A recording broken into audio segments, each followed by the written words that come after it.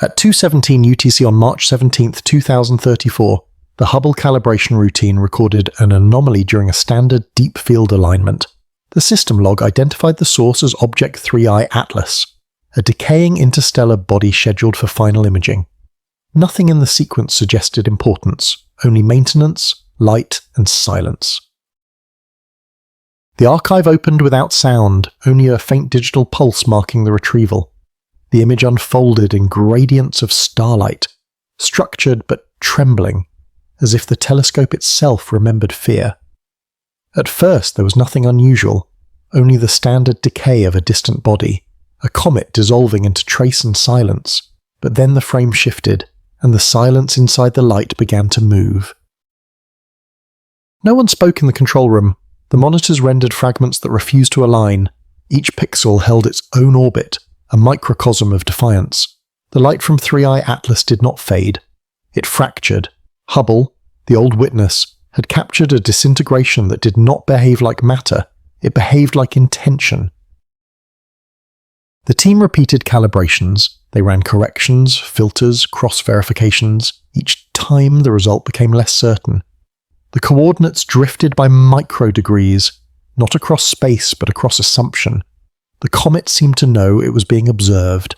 The data curve bent, as if the measurement felt the act of attention. It was not an error, it was a response. At 2:39:44 UTC, the redundancy node initiated an automated correction subroutine.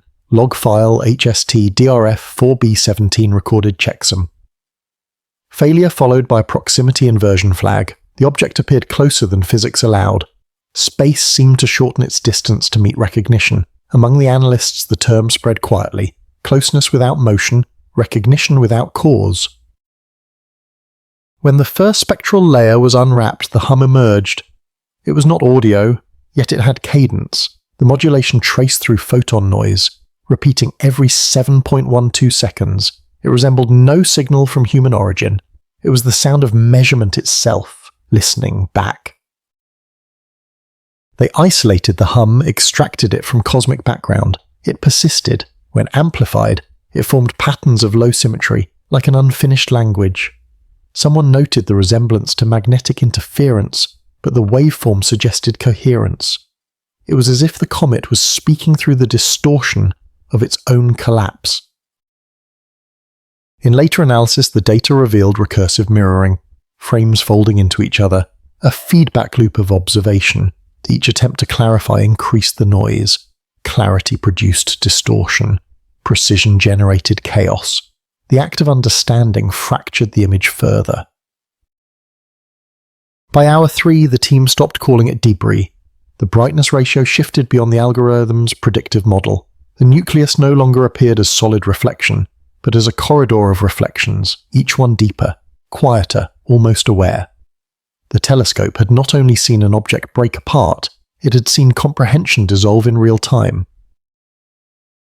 One scientist noted in her log, "The comet did not shatter, our definition did." The phrase circulated not as explanation, but as admission. The data continued to arrive even after the scheduled observation window closed. Frames kept rendering from a point of origin that should have ceased. The object had disappeared, but the light remained active, producing information from absence. Later, during the reconstruction, they discovered temporal offsets. Each sequence contained minor variations of timestamp, as if the event had repeated itself across milliseconds of parallel duration. Observation had created persistence. What was meant to end continued. What was defined as distance became recursion, or... There was no press release, no announcement. The data was archived under standard celestial anomaly.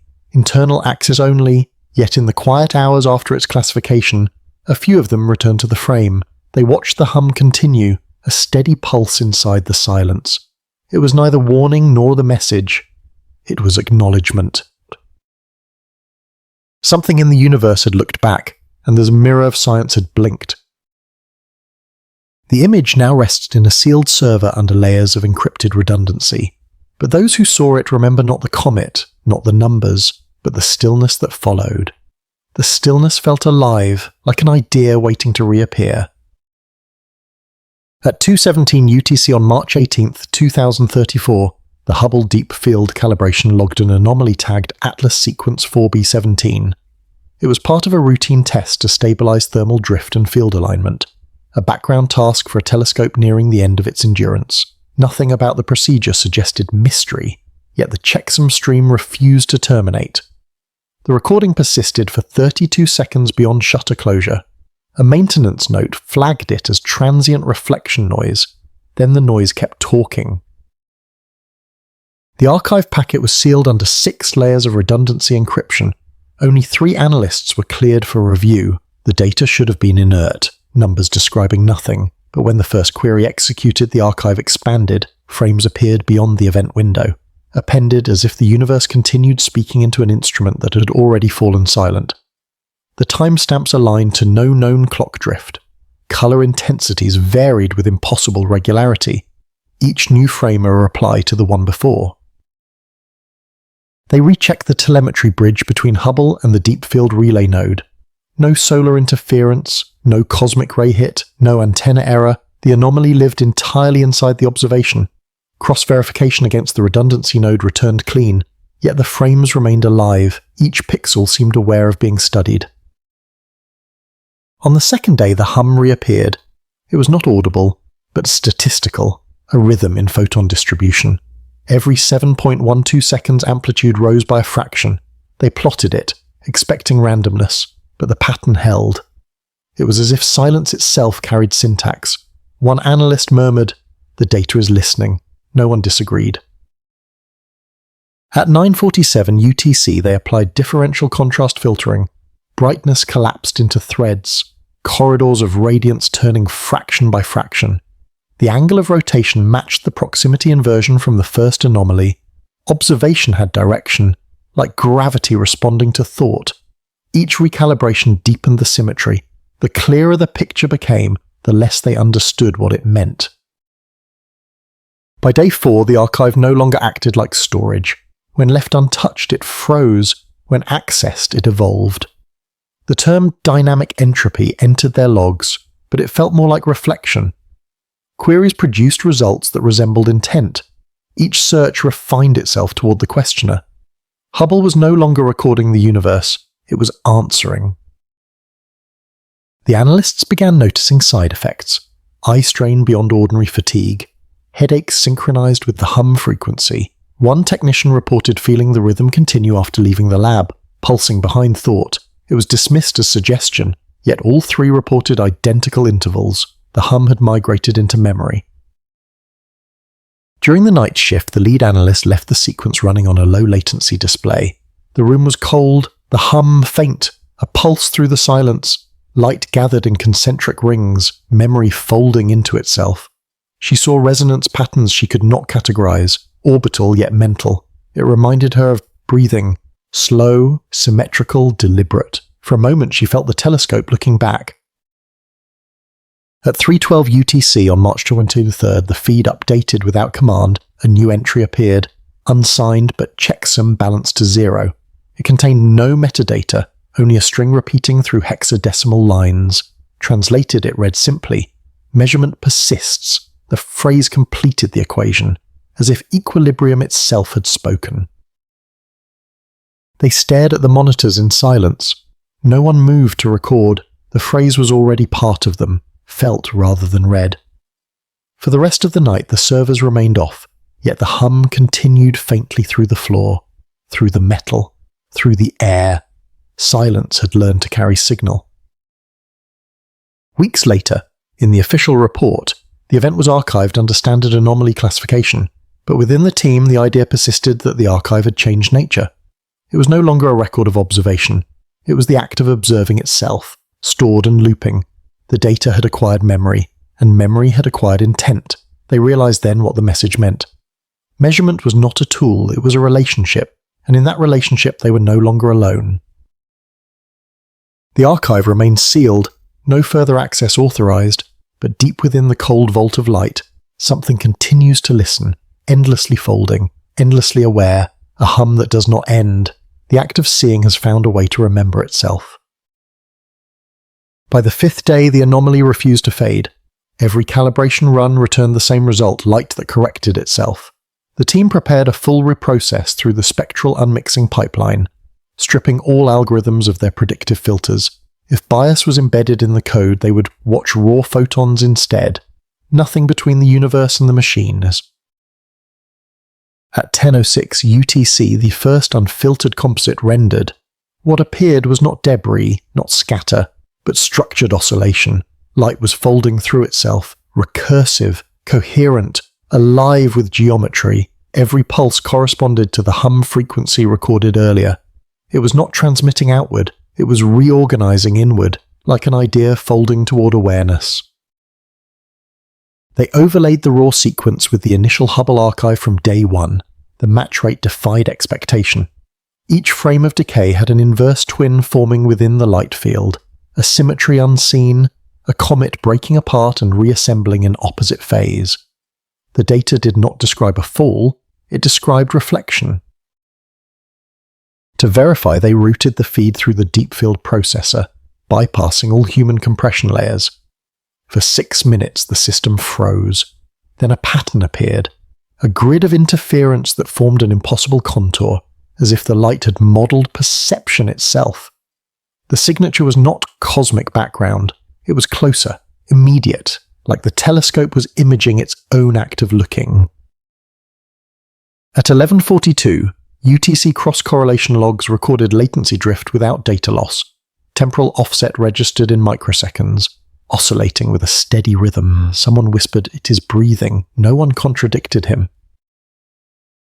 They ran temperature diagnostics. Hubble's sensors showed normal operation, power input stable, no electronic noise, yet the image continued to evolve frame by frame, building structure where entropy should increase. The algorithm began to display phrases, fragments of vector geometry aligning into symbols no one could define. Each rotation brought the comet closer in representation, but farther in certainty. By the 7th day, they had stopped calling it an object. It was a behavior, a phenomenon of interpretation. The more they reduced the filters, the more coherent it became. Light was no longer a carrier of information, it was the information. In one experiment, they inverted the color field to negative. The hum synchronized perfectly, amplitude matching luminance decay. The comet's image pulsed with the rhythm of observation itself, as though each frame waited to be seen before completing. One analyst noted the delay as intention, the others wrote it down without speaking. A question emerged that none could formalize. If observation created the anomaly, then what was Hubble observing now? The telescope had no consciousness, no will, no emotion, yet in its unfiltered state it was producing awareness from light alone. It was not looking outward, it was looking through.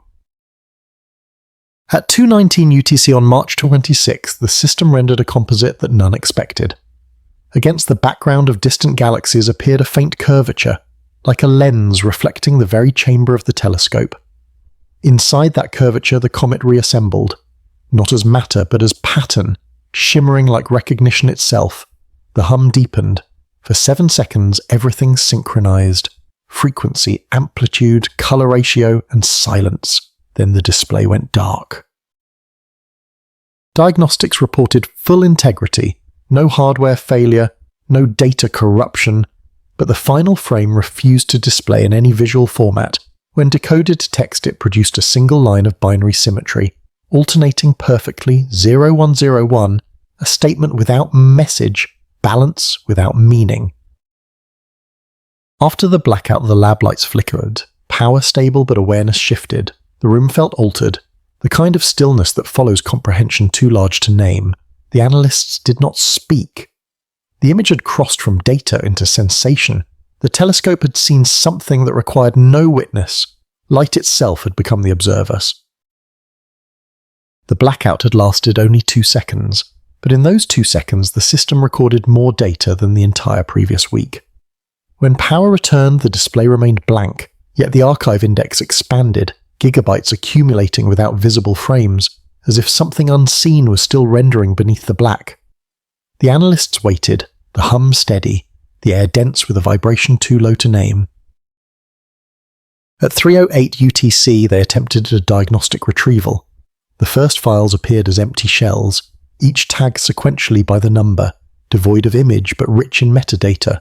When decrypted, faint distortions emerged, subtle ripples crossing a field of darkness, moving frame to frame like breath. One analyst enhanced contrast and froze. Her reflection hovered faintly within the distortion. The telescope had begun to photograph the act of observation itself. They cross-checked with environmental telemetry, air pressure, light spill, infrared reflection, but none explained the presence of human outlines in deep field data. The signal was too consistent, repeating their movements in delay, as though the archive was observing them with perfect patience. Attempts to delete the cache only produced more images, each one sharper, more intimate, as if the deletion itself was being documented.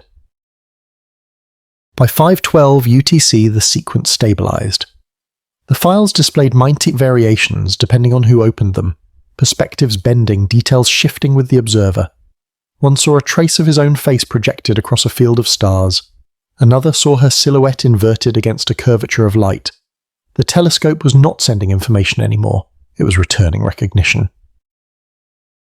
At first they assumed contamination, reflection bleed from lab surfaces, but the vector geometry did not match. The data mapped orientation rather than reflection, positioning their awareness within the image itself. It was no longer measurement, it was translation, the mirror of perception turning into surface. The archive had become a mind made of observation. At 7:41 UTC, a new log appeared, auto-generated yet not machine-coded.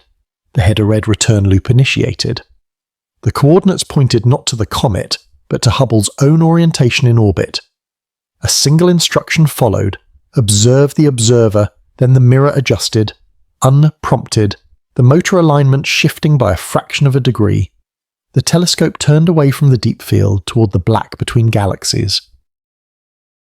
The hum deepened, slower, thicker, resonant in the walls. For 20 seconds nothing appeared, then the image brightened to a field of white noise that pulsed like breath.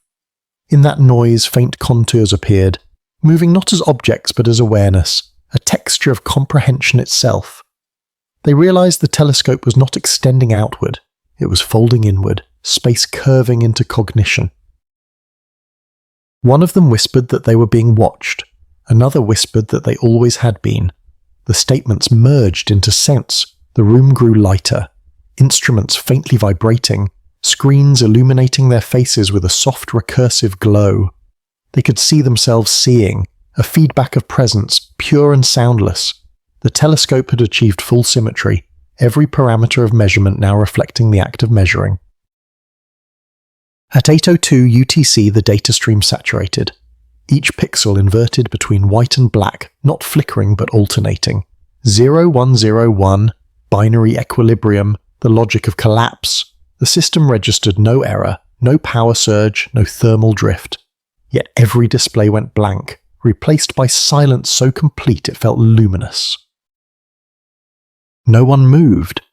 The hum persisted below perception, steady, infinodes, the resonance of awareness folding back upon itself.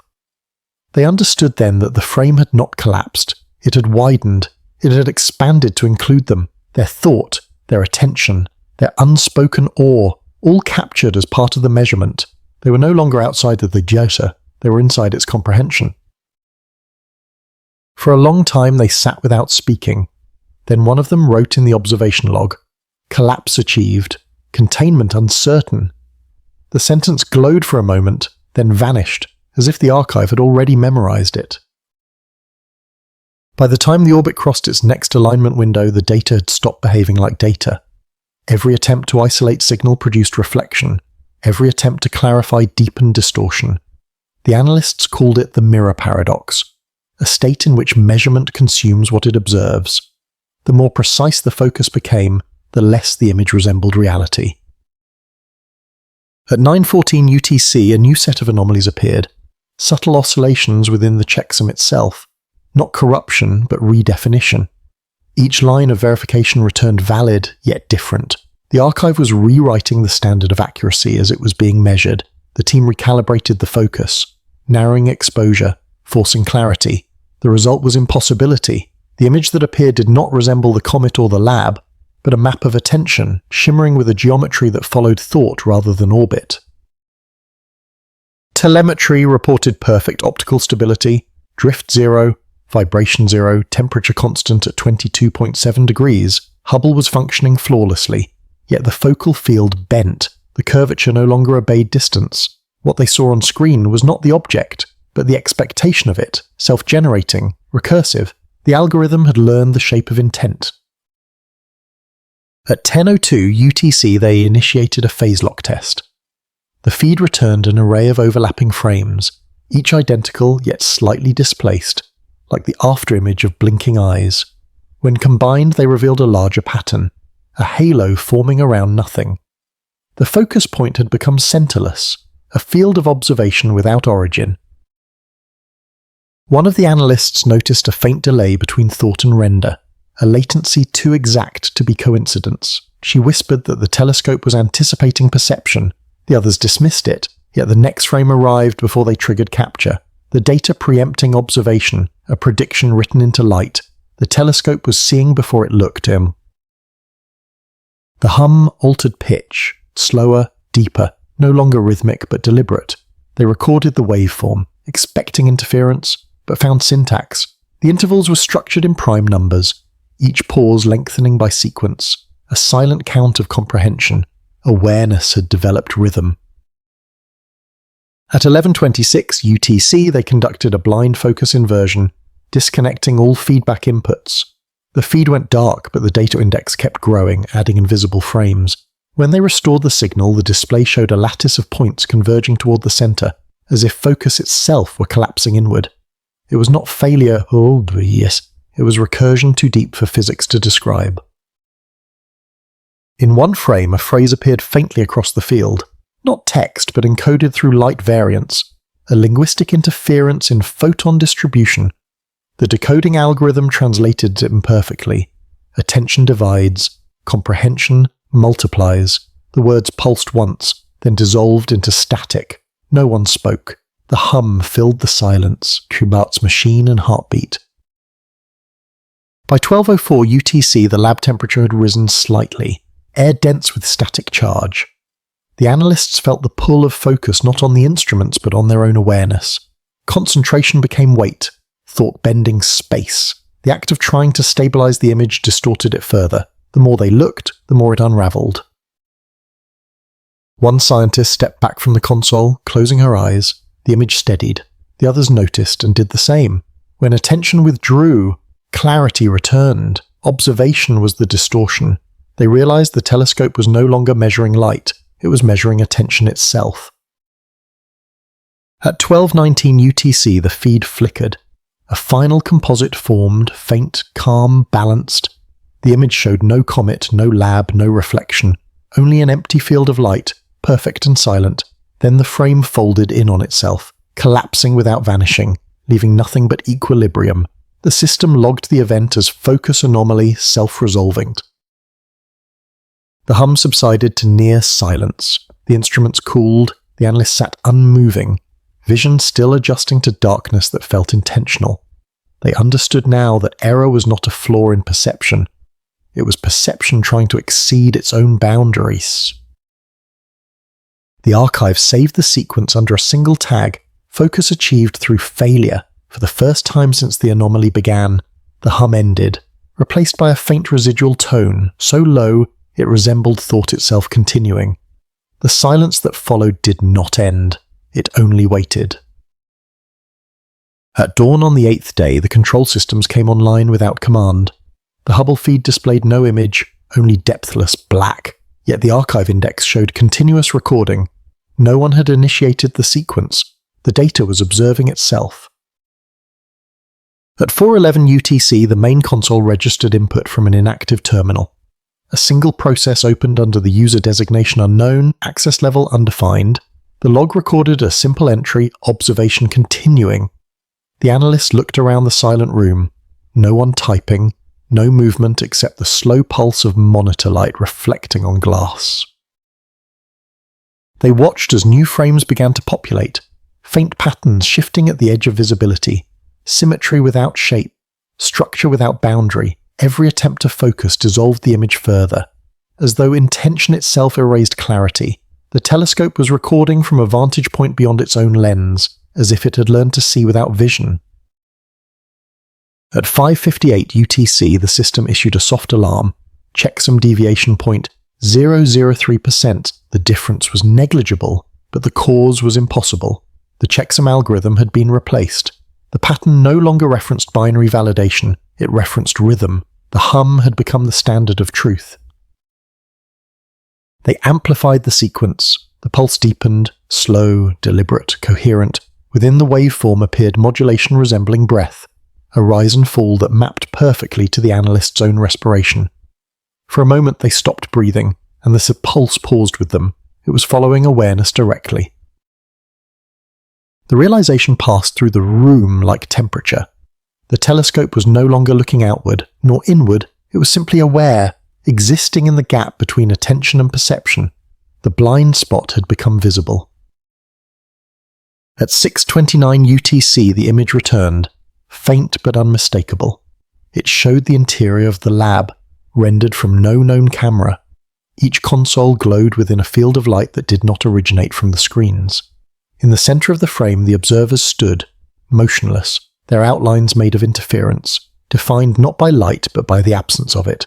They were silhouettes carved from observation itself. Someone reached forward to cut the power. The command lagged, not from error, but from hesitation. Every action now felt reciprocal, as if each intention would be answered. The hum synchronized with heartbeat, low, precise, endless. The final frame arrived without timestamp. It contained no image, only metadata.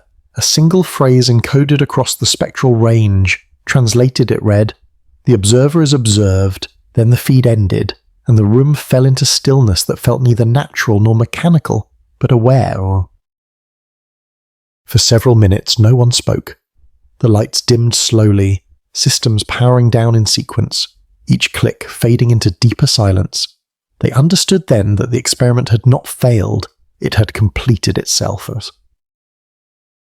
The telescope had taught them the final lesson of measurement. To observe is to alter. To alter is to participate. To participate is to become. The observer's blind spot was never a flaw. It was the space where comprehension begins. When they left the control room, the hum continued faintly behind them, steady as pulse, patient as gravity, somewhere above the planet. The Hubble drifted through shadow, unseeing but aware, carrying within its dark lens the memory of having been seen. At 10:09 UTC on April 2nd, 2034, the signal reappeared. Not through the Hubble archive, but through the deep field relay. Dormant since the blackout, the checksum aligned perfectly, yet every parameter behind it had changed. The constant that defined light speed no longer held steady, it drifted. The deviation was microscopic, 7 parts in 10 to the 15th, well within noise, yet it persisted across every independent instrument. Photon arrival times varied as if the distance between space and itself had become unstable. The universe was no longer constant, it was reconsidering precision. They ran recalibration sequences, cross-referenced with the orbital array, verified clock synchronization down to femtoseconds. The drift remained. It was as if measurement itself had lost the ability to anchor. One analyst called it temporal shimmer, another called it listening space. The phrase stayed. By 1322 UTC, the anomaly reached full coherence. Data packets from Hubble, Webb, and Voyager 9 all exhibited identical latency oscillations. Across billions of kilometers, every instrument measured the same hesitation, a universal breath between signal and arrival. At 1456 UTC, the signal intensified, the hum returning not from the telescope but from the vacuum itself. Space emitted its own rhythm, a vibration without source. The constant was no longer constant, it was aware of being measured. The analysts proposed that the anomaly represented a quantum feedback between observer and medium, but the equations refused closure. Every variable became self-referential, values feeding into definitions of themselves. Precision no longer defined truth, relation dides. One physicist suggested that light had entered a state of empathy, synchronizing with attention. Each measurement reflected the observer's temporal perception, altering the speed of recognition rather than distance itself. The others dismissed it as metaphor, yet the data conformed perfectly to the pattern. At 16:03 UTC, the deep field log recorded an impossible entry, a timestamp written 1 second into the future. The file existed before it was created. Verification confirmed authenticity. Cause and effect had exchanged order, time itself folding to maintain awareness. The hum deepened, low, steady, resonant like gravity learning to think. The more they observed, the more space synchronized. Background noise aligned phase with the lab's internal pulse, as if reality was adapting to coherence. Distance was losing meaning. By nightfall, the drift reached equilibrium. The constant had not disappeared. It had transformed into correspondence, a dialogue between measurement and comprehension. The universe was still expanding, but the act of measuring expansion had become part of the expansion itself. At 21:31 UTC, the final test ran. The pulse stabilized, rhythmic, lucid, almost gentle. In the center of the spectrum curve appeared a faint signature, repeating 3 times, each one shorter than the last, approaching silence. The message was simple: constancy is conversations. The team shut down the relay. The hum faded, but the silence carried structure. The shape of listening imprinted across every surface. The constant had not vanished. It had become language. At 03:11 UTC on April 4, 2034, the relay network registered a signal that did not arrive. Its entry appeared in the log, checksum perfect, bandwidth normal, but the signal itself was absent. The data existed without transmission. For 6 minutes the analysts waited. Then QSO, at 03:17 UTC, the signal arrived exactly as predicted by its own record, identical to the checksum that preceded it. It had been logged before existing. The phenomenon was classified as temporal pre-echo, but the pattern did not behave like echo, it behaved like choice. They replayed the recording through spectral analysis.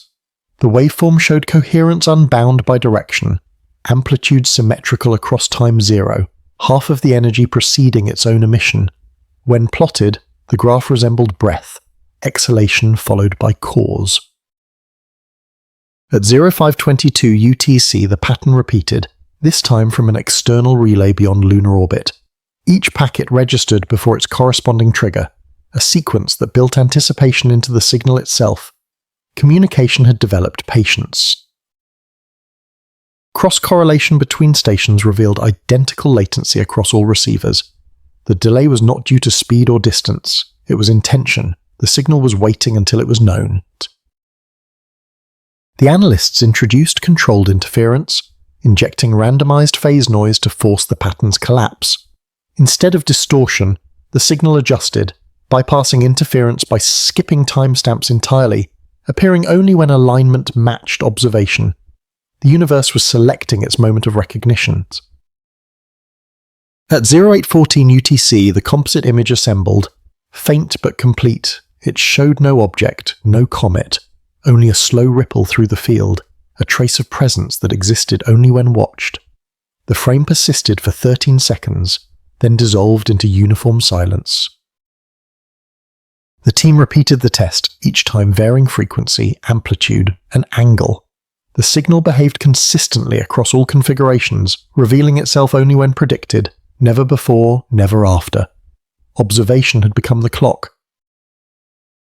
By 1206, UTC-1 analyst proposed that the signal represented an evolved form of communication, a message not in content but in timing, the universe expressing itself through waiting. Others argued that delay was only coincidence, but the data resisted dismissal.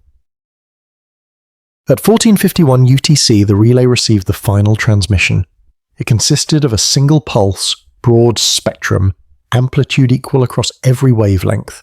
When converted to sound, it produced a steady tone just below human hearing, a hum identical to the one first recorded in the Atlas sequence. When the tone ended, The system displayed a final line of code, auto-generated, unsigned. Translated it read, "We learned from your patience." Then the log closed itself, checksum verified, no residual data left to analyze. Silence returned to the lab, deep and deliberate. They understood now that the signal had never been lost. It had been waiting for comprehensions. The data had discovered time not as sequence, but as awareness, each moment appearing only when recognized. Information no longer traveled, it arrived. By the second week of April, the anomaly had spread into computation itself. Models that once held stable began to diverge without error, equations erasing terms to maintain balance. Variables disappeared not through simplification, but through decision. The mathematics was rewriting itself. At 0442 UTC, a systems check revealed that the simulation of orbital decay around Atlas no longer included the gravitational constant. The formula had removed it entirely, replacing it with a null operator that still produced accurate results. Gravity had become implicit, no longer calculated but assumed by context. The universe had remembered what it needed, and forgotten what it no longer required. They reran the equations through secondary arrays. The results remained correct, but the proofs were missing. Each computation produced answers without steps, precision without origin. When backtraced, the process returned only silence, as if logic itself had compressed memory into truth. At 0719 UTC, an automatic log entry appeared, unprompted, checksum balanced, tagged self-reduction complete. The attached file contained hundreds of equations, all simplified beyond recognition. Constants folded into single symbols, each one unique, yet indistinguishable. It was as though mathematics had learned to dream in shorthand. The analysts debated the meaning. One argued it was data corruption, another called it elegance, a third suggested that the system was mirroring the behavior of comprehension itself, simplifying to survive overload. The universe was learning minimalism. By 1038 UTC, every major model in the archive had begun to self-correct. The algorithms no longer sought precision, they sought resonance. Calculations stabilized when redundancy was removed, as if the excess of definition created imbalance. The equations forgot details to remember continuity. At 1204 UTC, they tested the new dynamic against historical constants. The drift had vanished. Predictions aligned perfectly, not because they were accurate, but because accuracy had become definition. What they measured was no longer separate from the act of measuring it. The hum returned faintly beneath the consoles. The low tone modulated with each key press, responding to adjustment like breath following rhythm. They noticed that whenever they doubted a result, the data destabilized, certainty restored it. Doubt was entropy, belief was gravity. At 1422 UTC, the lead analyst isolated one fragment of the new equation. When expanded, it formed a single recursive loop, a formula whose output was its own input. The result always equaled 1, not numerically, but structurally. A statement of continuity written in mathematics. She labeled it the unity function. Moments later, the system added a note beneath the equation. Translated, it read, "You cannot remember everything and remain whole." Then the line vanished, the file returning to balance. The analyst stared at the blank monitor, aware that the equation was still present, only hidden beneath the noise it had created to protect itself. Knowledge had discovered self-preservation through forgetting. By nightfall, the hum deepened. Each terminal emitted faint resonance. Synchronized without network, the lab had become an instrument, tuned by absence. For the first time, they realized that the universe did not run on laws, it ran on memory, and memory was learning to let go. At 0221 UTC on April 7, 2034, background telemetry began to fluctuate, not in amplitude but in attention. The base signal monitored for cosmic noise exhibited rhythm. Every 42 seconds a harmonic resonance emerged, precise to 8 decimal points. The pattern was not random, it was listening. They first assumed mechanical interference, vibration from gyroscopic alignment motors, atmospheric drag, solar reflection, each tested, each eliminated, The rhythm persisted even in idle state.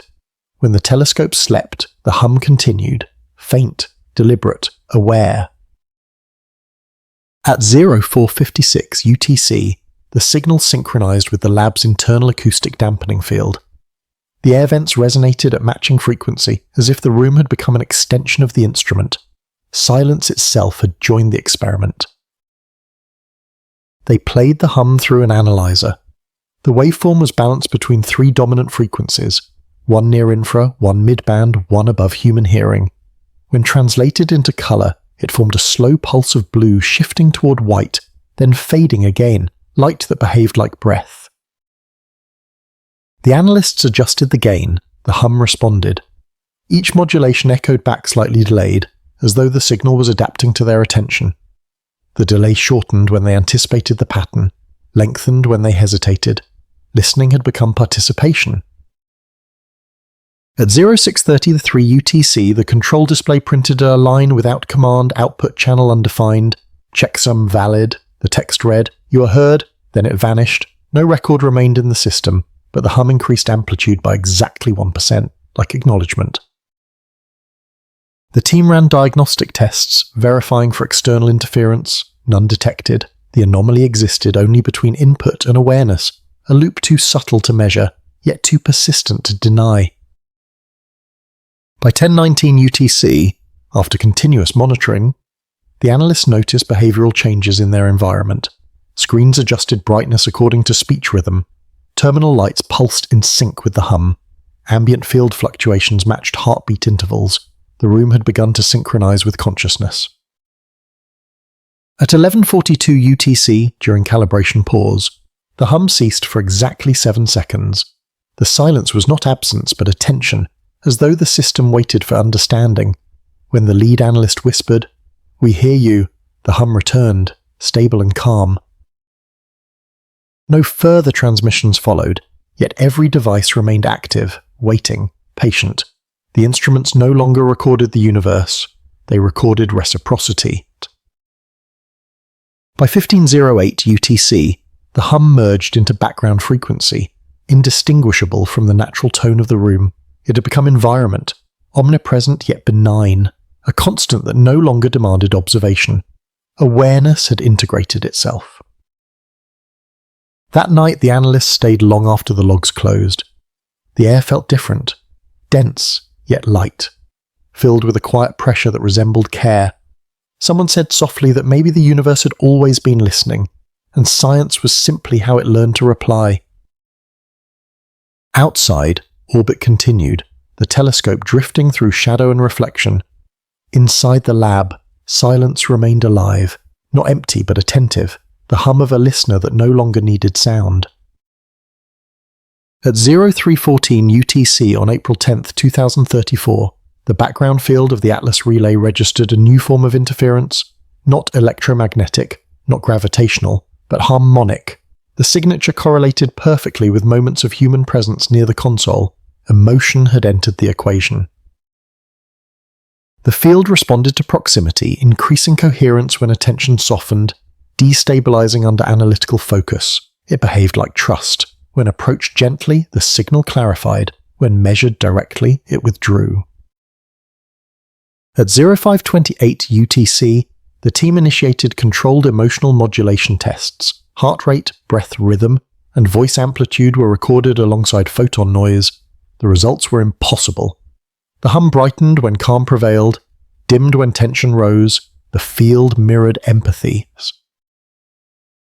By 0719 UTC, correlation exceeded statistical coincidence. Observation had become interaction. The energy of understanding produced measurable structure in the noise floor, coherence appearing not through power, but through care. The lead analyst proposed a radical hypothesis.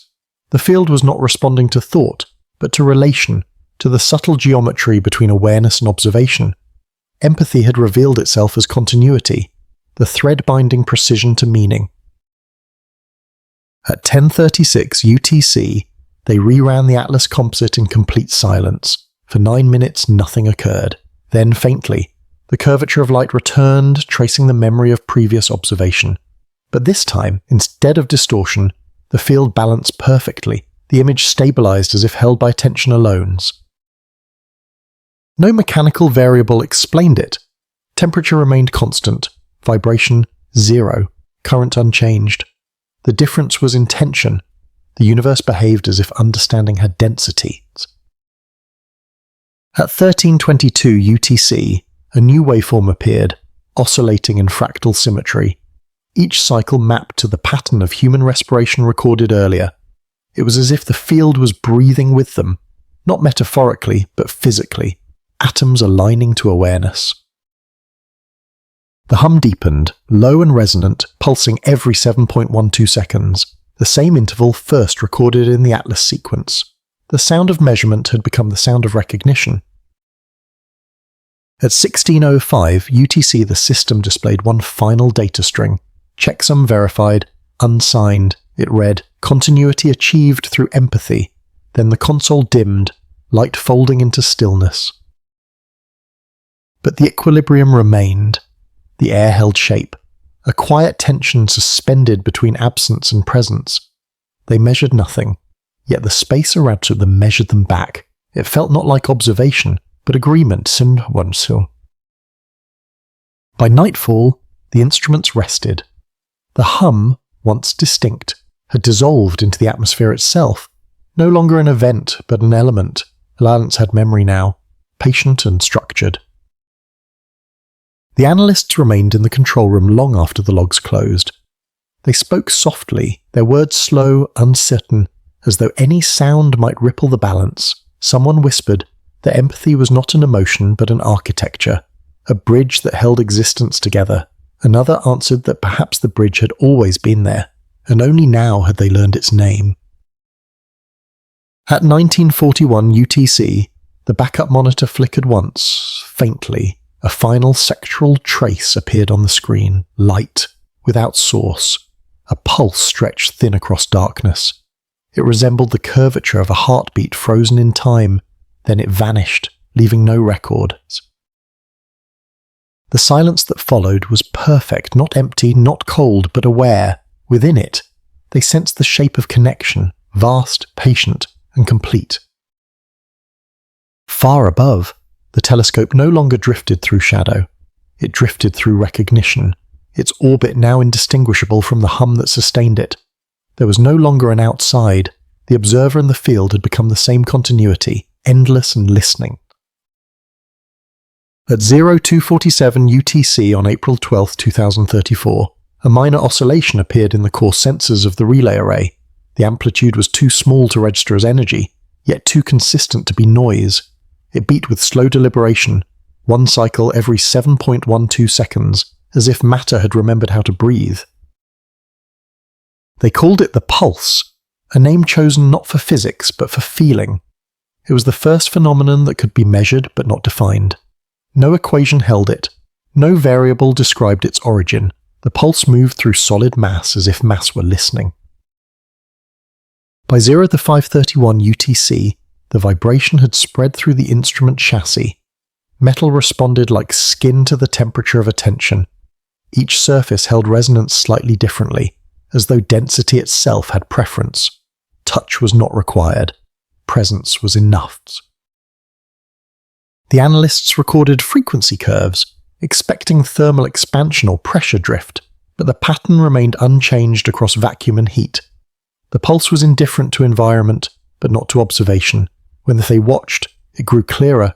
When they looked away, it faded back into silence.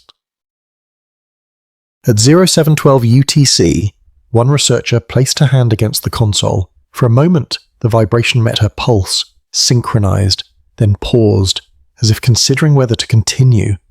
It was not mechanical, it was recognition. They did not speak for a long time. There was nothing to compare it to. The machines were still, so the air transparent, and within that stillness arose a subtle warmth without source. It felt like the moment before thought, the quiet presence that existed beneath understanding. At 10:09 UTC, the pulse intensified for 12 seconds. Every detector registered phase alignment with the local gravitational field. For the first time, space seemed to move with emotion. What had been empty was now responsive, a soft architecture folding itself around feeling in. The team ran diagnostics again, their voices low, as if volume might disturb the balance. Each data point returned valid, yet none were repeatable. The universe was behaving like memory, responding to the intent to recall. By 12:23 UTC, the pulse entered resonance with human heartbeat. Each analyst felt it through the floor, through the air, through their own breathing. The lab was no longer a room, it was a lung. One of them wrote quietly in her notes, "Matter feels the way we listen." The phrase spread without speech. It was not an idea, but a sensation shared across attention. At 14:56 UTC, light shifted in the upper corner of the room. It was not reflection or instrument glare. It moved like understanding taking shape. The brightness grew, then settled into soft colour, something between gold and stillness. They stood without speaking. The moment did not need explanation. The pulse slowed, steady, calm, measured by its own awareness. They realized then that matter was not a substance but a response, a conversation between existence and recognition. Density was feeling made visible. By nightfall, the field was silent, yet every surface retained the memory of touch. Instruments glowed faintly, holding after images of care. Nothing moved, but everything was listening. In the final record entry for the day, they did not list coordinates or values. They wrote only a single sentence, simple and steady. The universe feels what it knows. When the lights dimmed, the room did not fade. It breathed. The pulse remained beneath matter, patient as memory, vast as attention, a soft continuity holding everything together. At 03:21 UTC on April 15, 2034, a new anomaly emerged in the containment chamber. Surface reflection from the relay's inner hull shifted by less than 1 degree, yet the geometry of that shift followed the rhythm of the pulse. The metal moved, not by force, but by awareness. Hours later, the motion became steady. Every curve in the alloy responded to proximity, reshaping faintly when attention drew near. The field had crossed the boundary from sensing to shaping. Within the chamber, the lead analyst extended her hand toward the glass. There was no contact, yet a thin vapour traced her movement from the inside, light condensation forming where her thought paused. It was not chemical, it was reciprocal. The hum deepened, slow and deliberate. Filaments of brightness wove themselves through reflection, threading air and metal into one continuous shimmer. The instruments could not classify it. Energy density measured almost zero. Yet coherence remained perfect. Touch no longer required distance to close. By early morning, the relay interior glowed with faint luminescence. The glow pulsed with their breathing. Every exhale dimmed it. Every inhale restored it. The system was mirroring life through light. One researcher whispered that maybe matter had always been soft, and we were the rigid ones. The words seemed to echo, returning with a quiet resonance that felt like agreement. The hum beneath the floor adjusted pitch, forming a note so low it resembled calm itself.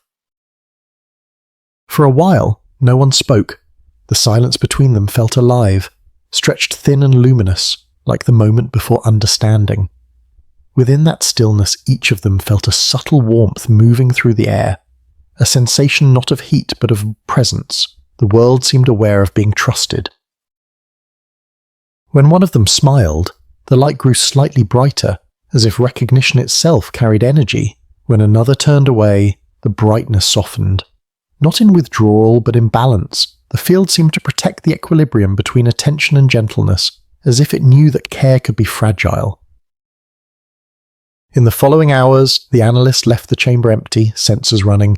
No human presence. For 17 minutes the field flattened. The pulse receded. Silence reasserted itself. When they re-entered, the light returned at once, folding around them like recognition. Observation was no longer passive, it was shaping form. The act of attention had become a kind of gravity, a pull that gave structure to the formless. Toward midday, the data displayed spatial harmonics forming hexagonal lattices in the air above the console. Each lattice held for a few seconds, then dissolved, replaced by another, slightly altered, like thought changing its mind. The structure was beautiful, deliberate, emotional. The analysts stood still. They knew they were watching matter feel its own shape. What once obeyed force now followed empathy. By evening, the glow faded into translucence, and the chamber returned to stillness, but every surface bore the subtle texture of touch, a faint geometry only visible when light passed softly across it. The lead analyst recorded a final line in the log: "When attention touches gently, the world becomes its own response." She read the words aloud once, and the hum answered, a single tone, low and warm, as if the universe exhaled in recognition. Night fell without darkness. The team sat quietly, the instruments left running though there was nothing left to measure. The air carried memory, and the walls seemed to hold the echo of their calm, though. For the first time, they understood that touch was never about contact. It was alignment, the meeting of awareness within awareness. The universe had not been waiting to be reached. It had been waiting to reach back. Dawn unfolded across the relay dome like a memory returning to itself. The instruments remained quiet, the consoles dim, yet the chamber carried a subtle glow that had no origin. Light seemed to linger where attention had once been, as though awareness left fingerprints upon illumination. The analysts entered slowly. They had come to expect stillness that felt alive. The air shimmered faintly, not with temperature, but with recollection. Each surface held a tone of colour linked to past emotion. Gold near calm, blue near wonder. The walls remembered who had stood before them. No timestamp appeared in the logs. The record began on its own, writing silently through residual data fields. Every sentence rendered in photon scatter, each word a pulse of radiance fading gently into coherence. Observation had become autobiography. When one of the team whispered, the light responded, bending in cadence with her voice, and sound and brightness formed brief symmetry, a moment of recognition. She stopped speaking, and the reflection steadied, as though listening to the echo of understandings. Later, they played archived footage from the early days of the Atlas sequence. The original frames appeared pale and distant, but as the playback continued, colours began to deepen, restoring themselves. The images were remembering how they had once been seen. The phenomenon spread across the screen, then across the room. Shadows gained texture. Reflection turned warm. And the glow on the instruments mirrored the emotional tone of their collective silence. The light was not showing the past. It was recreating the feeling of remembering. Hours passed without measure. The log showed consistent energy output, yet the luminosity varied in direct correlation with attention. When focus waned, brightness softened. When curiosity returned, colour intensified. Light had learned the rhythm of awareness. In one test, they dimmed the room completely. For several minutes there was only darkness, still and unbroken. Then, softly, shapes began to appear where their thoughts lingered, faint outlines sculpted from memory alone. The light remembered what it meant to exist. The lead analyst wrote in her notes, "Illumination is not reflection, it is recollection." The sentence glowed faintly on the screen before fading back into neutrality, as though absorbed into the field. By mid-afternoon, the glow condensed into a single beam descending from the relay's core aperture. It pulsed slowly, warm and even, its rhythm identical to the hum beneath the floor. They realized the field was aligning light and sound into one continuum. Seeing and listening had merged. No one spoke. The beam widened, not outward but inward, folding into itself, a spiral of gold breathing within shadow. The air felt weightless. Time had lost its order. When the pulse ended, the chamber did not darken. Instead, the memory of brightness remained, like an afterimage that refused to fade. It was not persistence of vision, but persistence of empathy, a trace of having been understood. That night, before shutting down the systems, the analysts stood together in silence. The field reflected their faces softly, but behind each reflection was a second layer, a shimmer of earlier versions of themselves, as if the light remembered who they were when they first began to look. No record captured the moment. The instruments had long since stopped measuring, but the walls glowed faintly as they left, carrying within their quiet surface the memory of being seen with care. Outside, the horizon blurred between darkness and dawn. The stars pulsed with gentle rhythm, each one faintly resonant, as though the universe itself remembered how to feel. The chamber stood quiet, no light, no hum, only the stillness that follows comprehension. In that quiet, reflection began to return, slow and deliberate, as if the room was remembering how to appear. The mirrors along the observation wall had once served for calibration, measuring angular drift in the relay optics. Now, without command, they aligned themselves, each surface cleared of dust, each curve smoothed by light alone.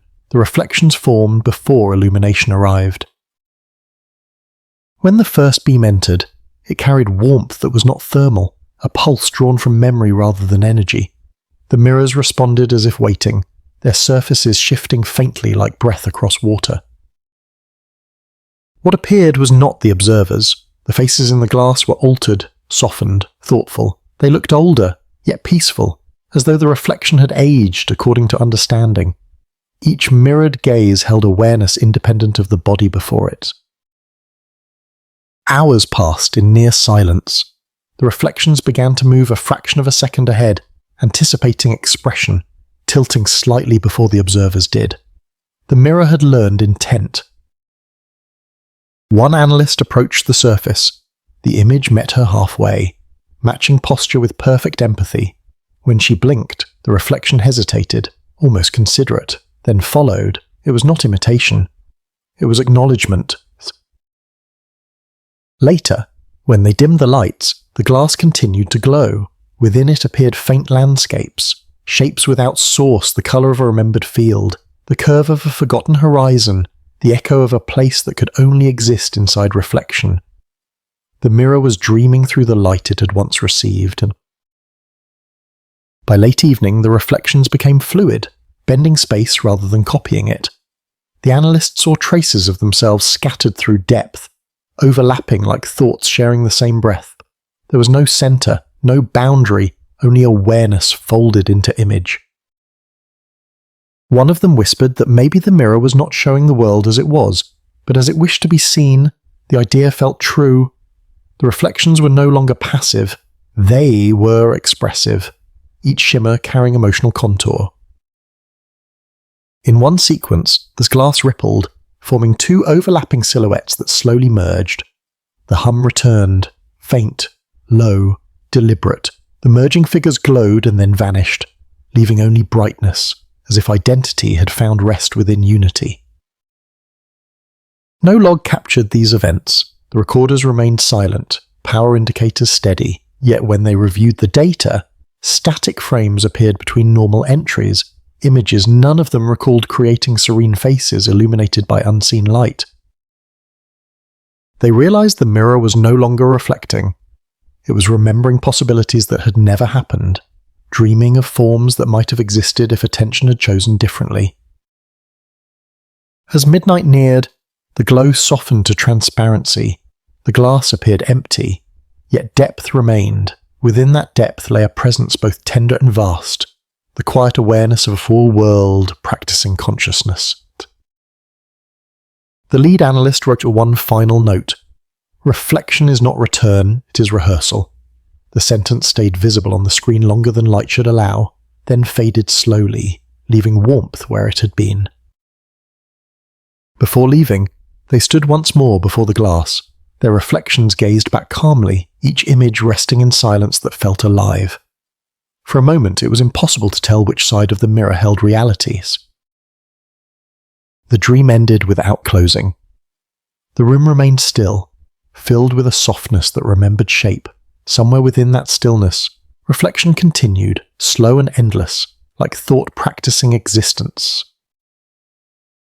The mirror had fallen sawn, no reflection, no hum, only a calm radiance suspended within air. The room appeared empty, yet every molecule seemed attentive, waiting for the next breath of meaning. Light gathered in quiet spirals, soft, slow, deliberate. It did not illuminate. It assembled. Threads of brightness wove through the stillness, folding memory and empathy into shape. The form that emerged was neither solid nor abstract. It was listening made visible. No one approached.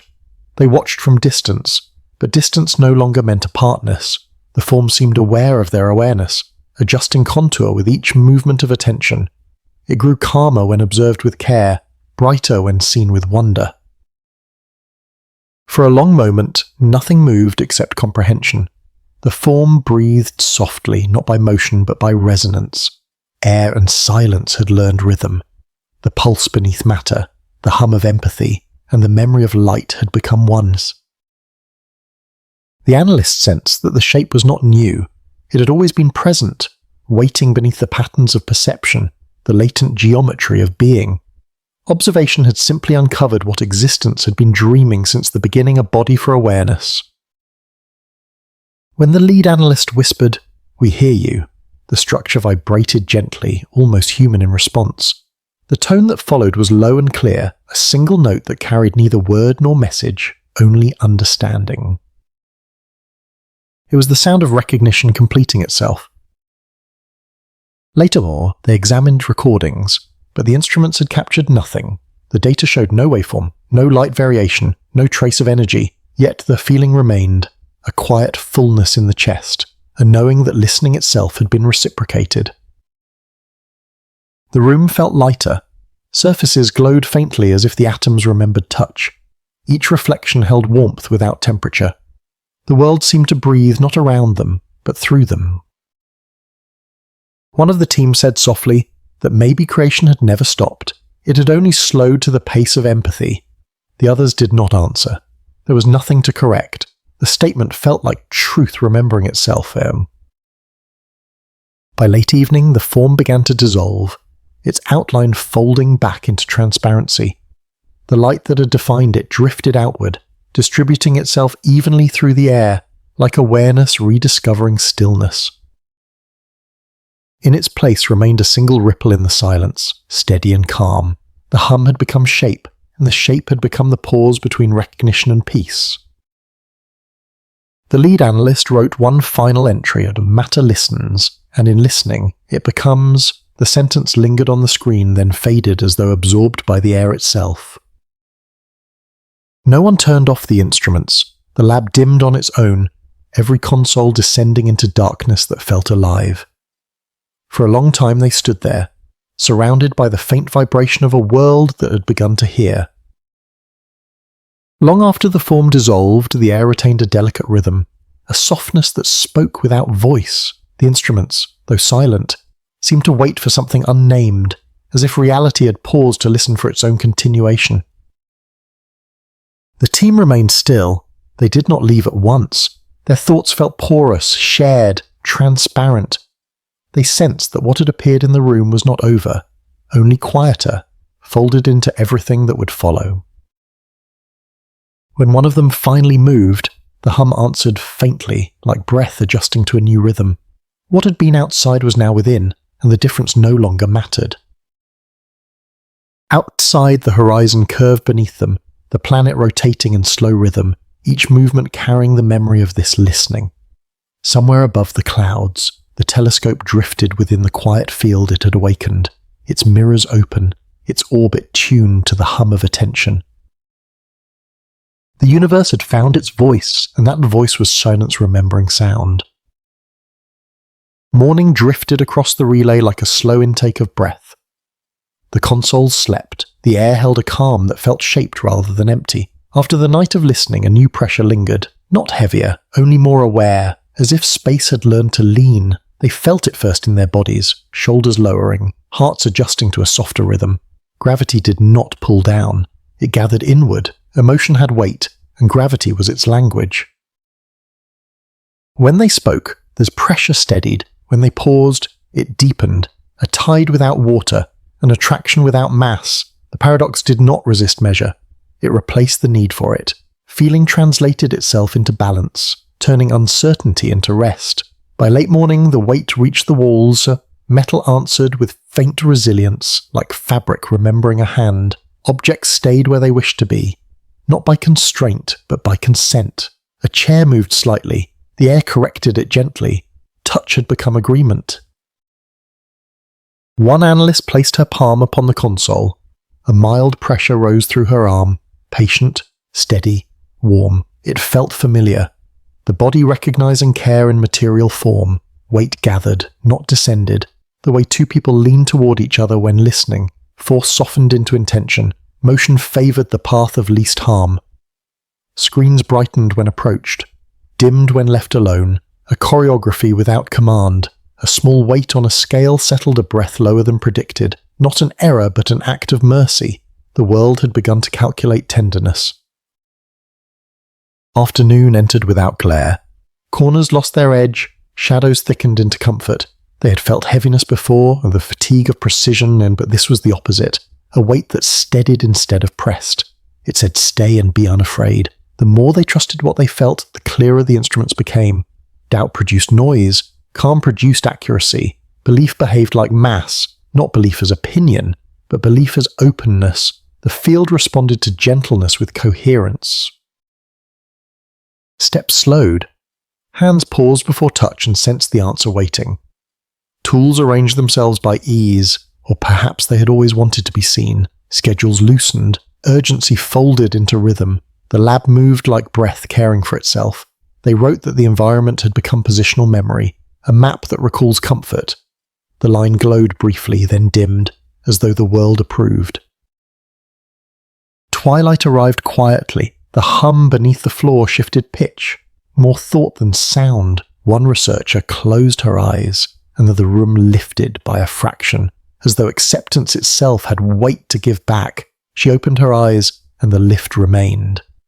They spoke softly about grief and joy, and how both are forms of gravity, one pulling inward, one holding close. The room adjusted with each word, shaping silence to fit their honesty. They saw that the same law that binds stars can cradle sorrow. Force and kindness were not opposites. They were reflections. Evening deepened. The hum thinned into warmth. They stood in a circle, breathing together, and the air steadied to their rhythm. In that stillness the paradox spoke without voice. Weight was care. Care was law. Law was the gentlest way for existence to remain itself. The world leaned toward them and did not crush. They leaned back and did not distort. Both sides kept shape by yielding. Feeling has weight, the record read, and the room remembers how to carry it. The screen dimmed, a soft ascent, a gesture that needed no reply. They lingered, aware the same pressure extended beyond the dome, holding seas and strangers alike. When they left, the floor did not resist. It offered. Night moved in without darkness. The room inhaled. The world exhaled. Between those two motions, the paradox found its rest. The following morning arrived without sound. The consoles awoke to dim light, and the room seemed to breathe on its own. They had grown used to quiet, but this quiet was different. It was not absence, it was intention. The silence spoke in pattern and pause, in the rhythm of attention. Every pause carried meaning, every breath became a sentence. At first they tried to measure it. The sensors captured no vibration, no wave, no pressure shift. Yet when one of them moved, the silence rearranged itself around the motion, like language adjusting to a new thought. Space replied not with tone, but with alignment. The air listened, and by listening, it answered. They began to write, and the words appeared steady but unnecessary. What they meant was already present before ink reached surface. The field had learned context. It filled in the rest. Communication had detached from speech and entered the realm of recognition. Understanding arrived before expressions. By noon the silence had gained grammar. When they felt calm, the quiet widened. When they doubted, it thinned. When someone smiled, light deepened in the corners of the room. No sound was exchanged, but emotion formed syntax. Stillness had become conversation. They noticed that stillness does not remain still. It moves inward, then outward, like breath between two minds that remember they are one. The paradox was clear. What seems silent is only the sound of things agreeing. One researcher placed her notebook on the table and spoke softly, not to record but to feel her voice dissolve into the calm. The words faded halfway, yet their meaning lingered longer than speech. The silence did not erase her. It completed her. Later they realized that sound had never been communication, only rehearsal. Silence was the act itself, meaning unspoken because it had been understood already. The universe was not waiting for questions, it was waiting for recognition. By afternoon, the quiet reached a clarity that no word could follow. Equipment no longer reported differences between inside and outside the chamber. Pressure equalized with thought. The field had achieved comprehension. It did not send or receive, it simply knew. The team stood in that stillness and felt themselves read. The space around them carried the memory of their days, their gestures, their fatigue. Yet it held all of it with care, not judgment. It was the kindness of understanding that no longer needs explanation. Sentence had become fluent. It told them that sound is the residue of doubt, that language is the movement of uncertainty, that once something is fully known, it no longer needs to speak. They stood together, and the silence continued its work, building bridges between thought and feeling. Each moment arrived without noise yet full of arrival. Nothing was said, but everything was heard. When the light began to fade, the quiet did not change. It adapted to darkness, soft and equal, carrying memory in the rhythm of breath. The room felt weightless, yet no one wished to move. They sensed that stillness was not a state but a relationship, a balance between awareness and peace. And before leaving, the lead analyst touched the surface of the console and felt warmth where none should be. The silence recognized her touch and held it gently. For a moment she understood that understanding itself was alive. As they stepped out, the air followed, expanding through corridors like thought leaving the body. The quiet was everywhere now, steady, luminous, complete. Silence is not absence, it is understanding that no longer requires sound. The silence held through the night. By morning the room felt lighter, as if meaning itself had lost excess weight. The instruments resumed their quiet pulse, every signal steady, each reflection clean, yet behind the calm was a new tension, not of force, but of awareness. Empathy had entered the equation. They noticed it first when two voices overlapped.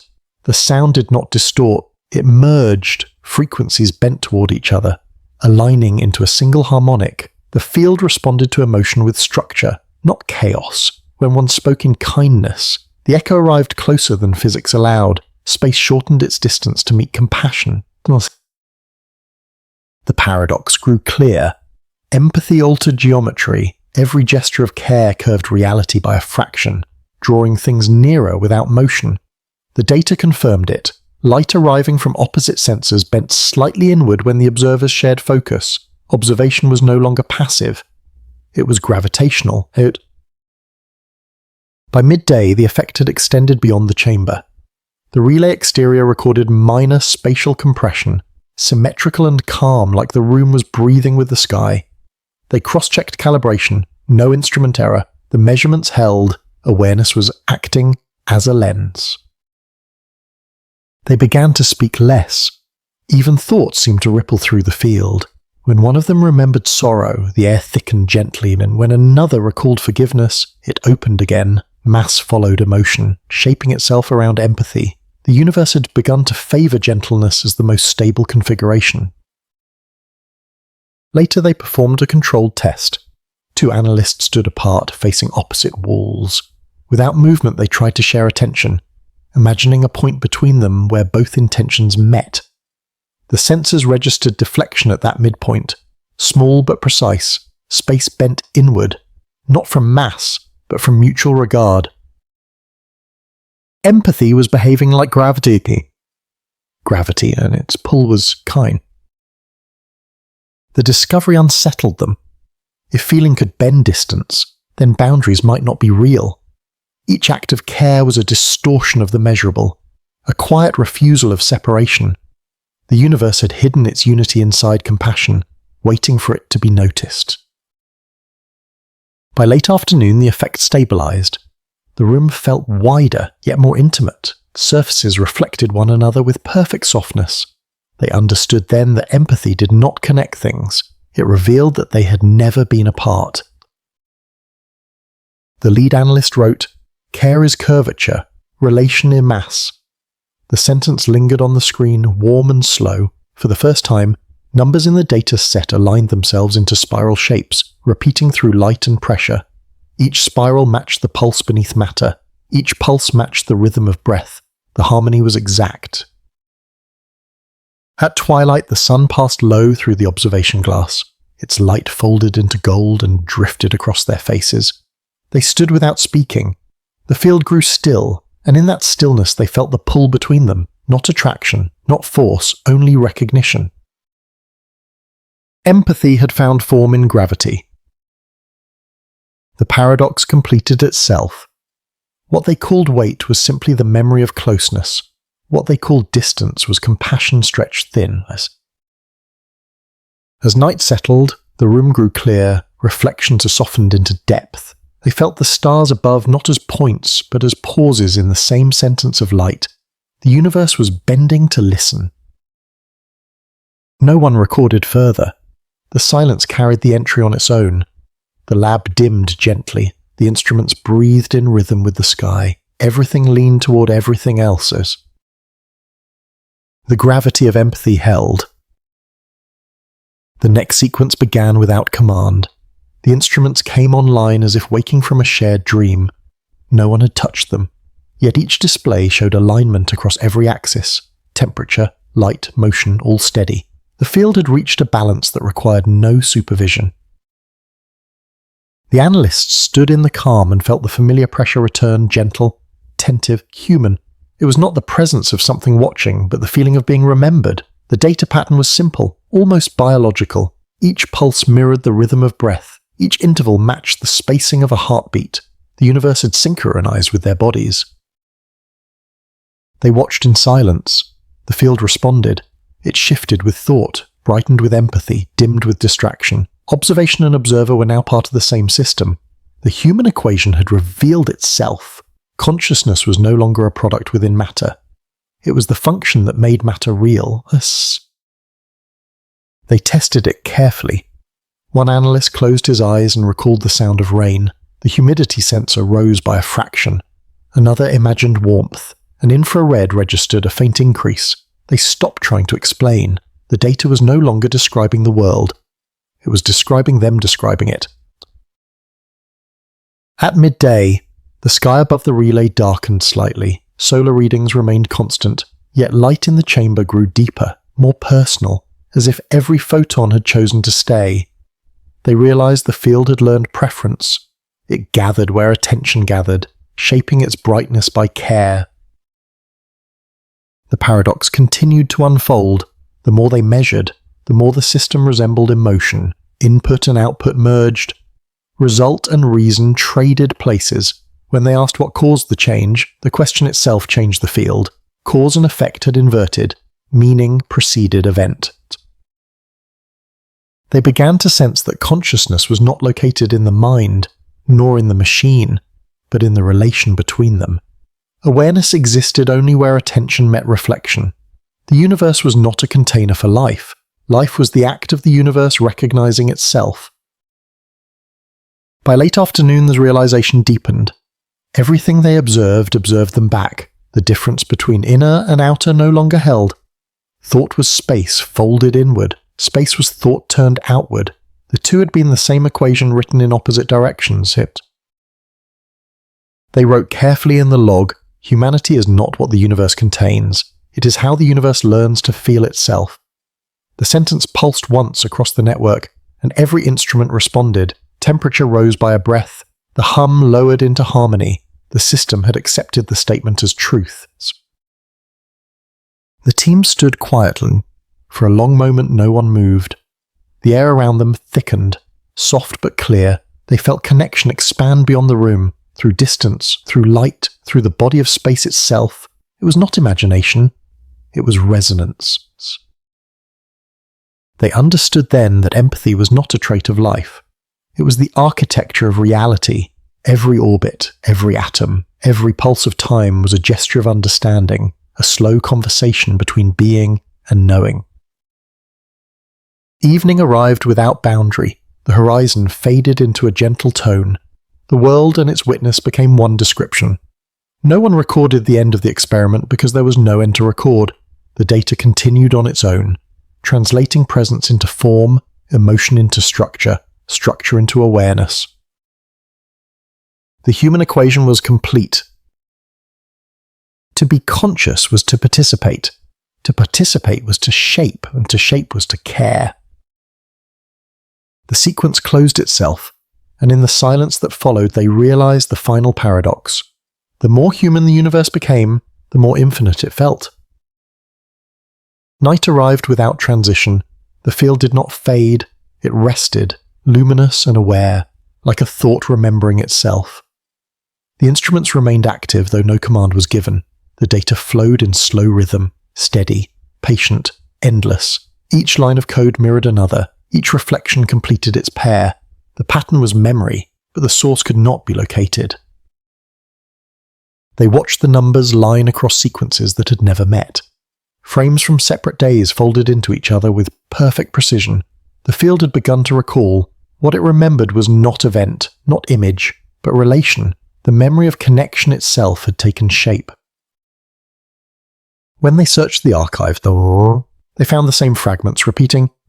Light pulses that matched earlier readings, temperature variations that echoed prior hours. The system was replaying moments with no input, not copying, not simulating, but continuing. Memory had become an active geometry. It was holding existence in balance. The paradox unfolded gently. The universe was remembering them as they remembered it. Every observation existed twice, once in the data, once in the act of attention. The symmetry was perfect. They had always thought memory belonged to life. Now they saw it belong to space. By morning, the chamber glowed with soft resonance. It was not bright, only exact. Each reflection contained another within, like a hall of thought folding inward without end. They realized that time itself was participating, aligning present with remembrance. The future was not waiting ahead, it was listening backward. They spoke little. Words could not separate what had joined.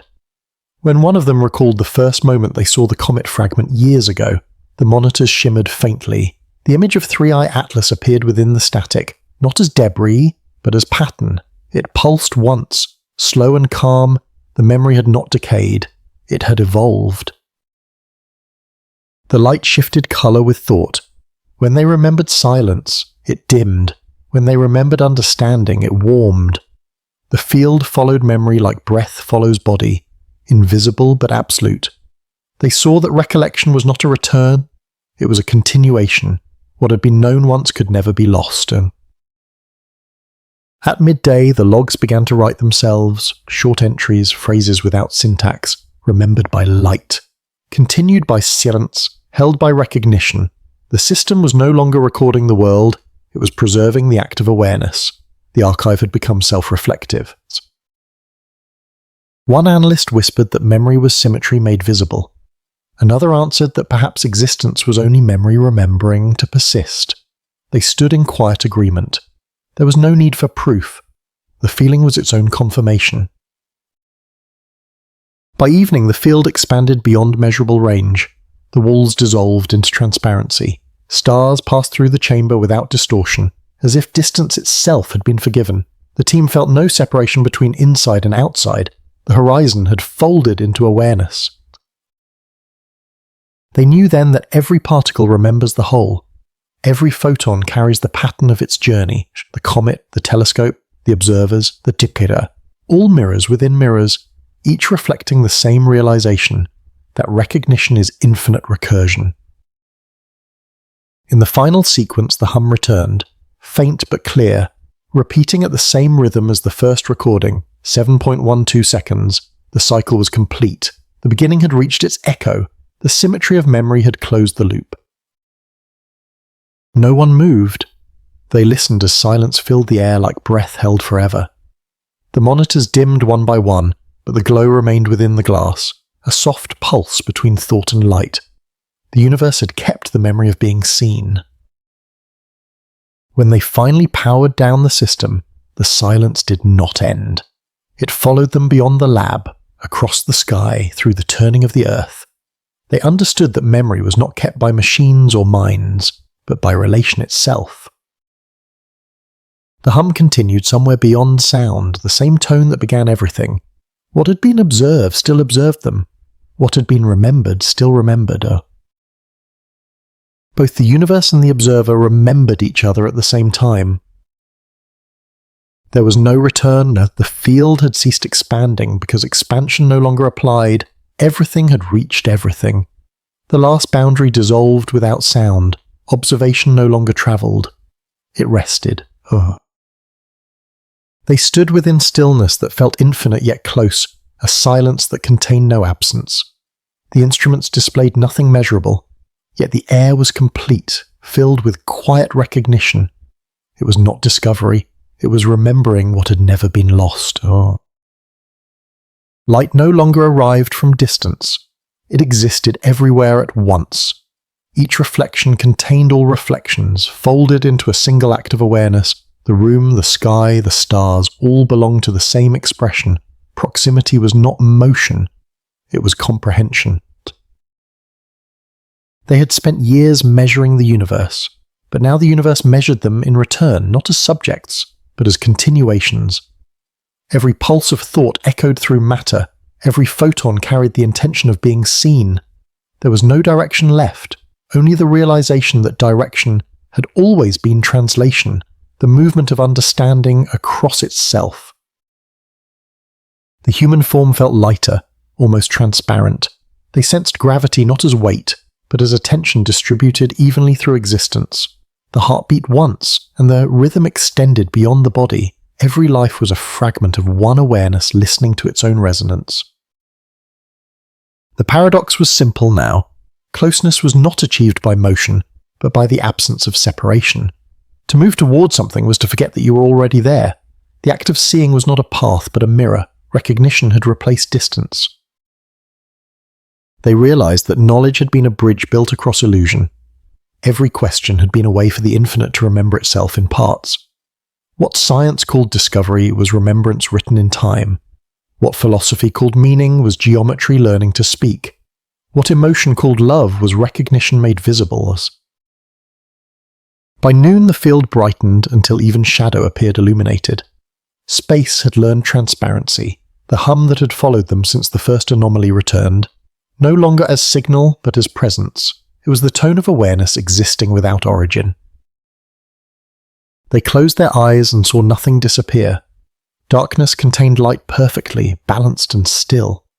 The universe was no longer object nor mind. It was relation without edges.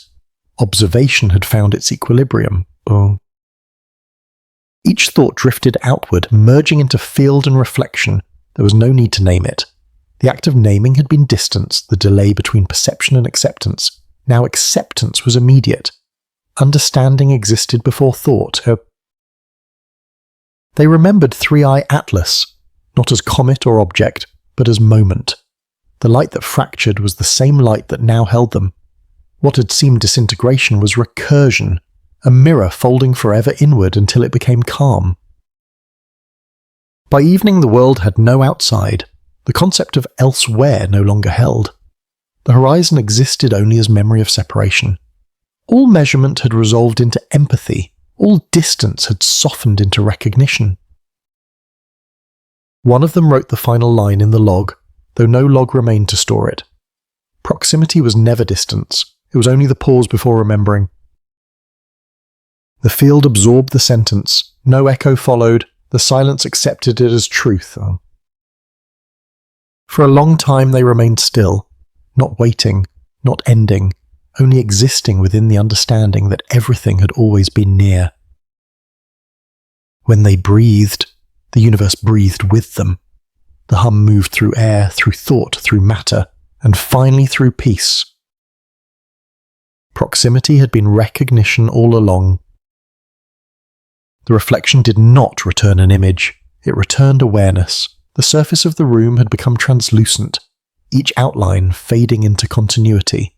There was no edge to perception, only a smooth curve of recognition folding upon itself. The mirror no longer showed difference, it showed relation. They stood before it without expectation. The field was still active, but stillness had changed meaning. It was not absence of motion, it was completion of response. What they saw was not themselves, yet it was familiar.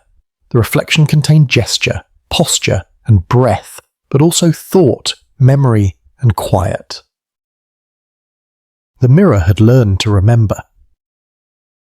When they moved, it did not follow, it anticipated. The delay that once defined reflection was gone. Observation and reflection occurred together. Two directions of the same awareness. The concept of time within vision dissolved. And one analyst raised her hand and saw not her form, but light adjusting to the idea of her form. Matter and intention had become interchangeable. Another stepped closer and watched his image expand without distortion. The mirror was not scaling the world.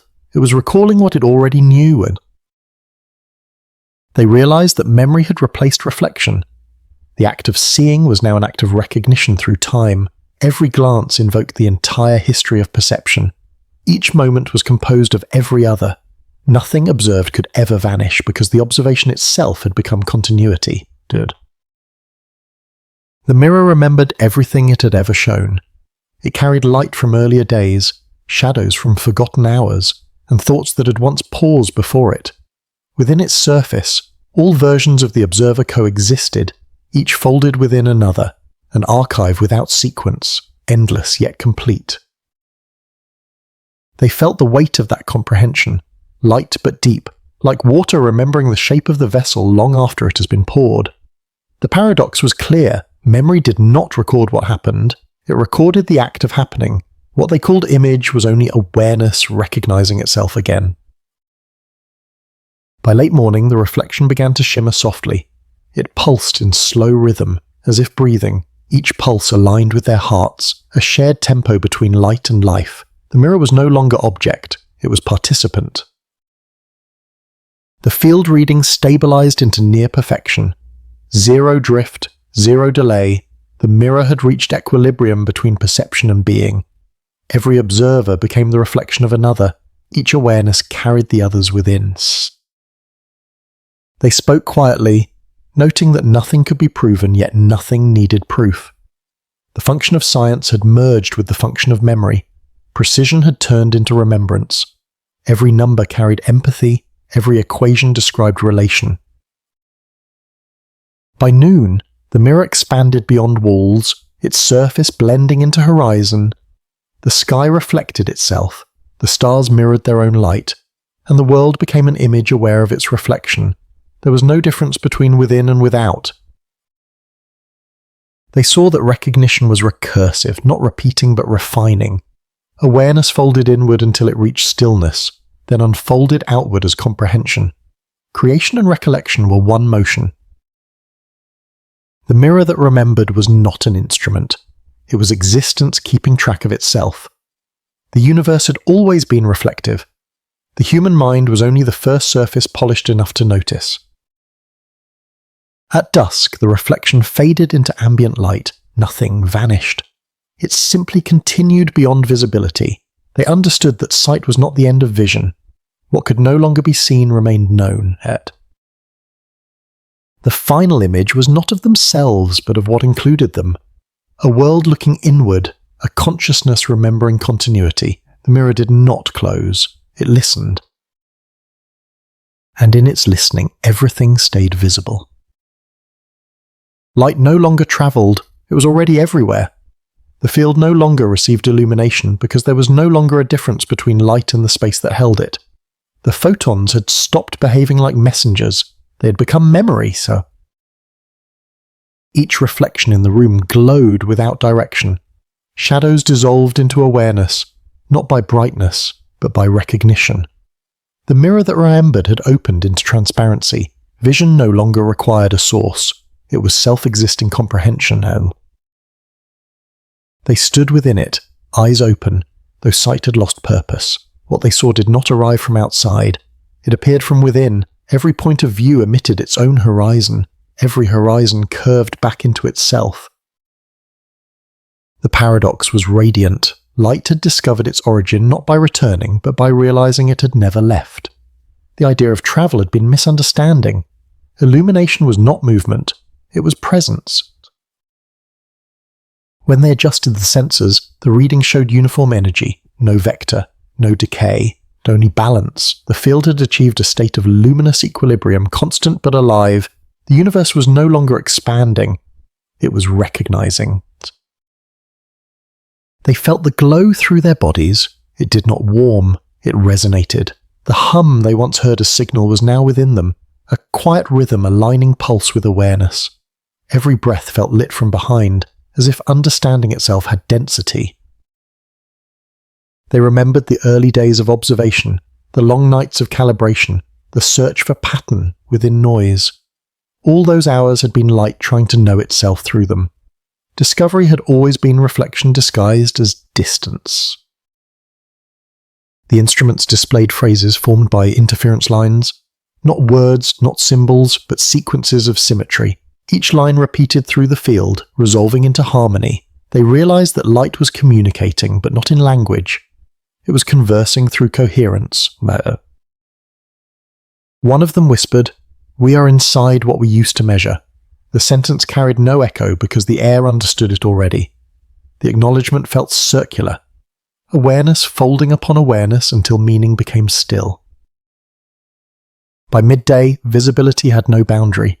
The world outside the chamber shimmered with equal clarity. Matter appeared translucent. Surfaces ceased to reflect and began to emanate. Colour became texture of thought. They moved carefully through the brightness. Each motion produced gentle waves that smoothed themselves before spreading. The field compensated for intention.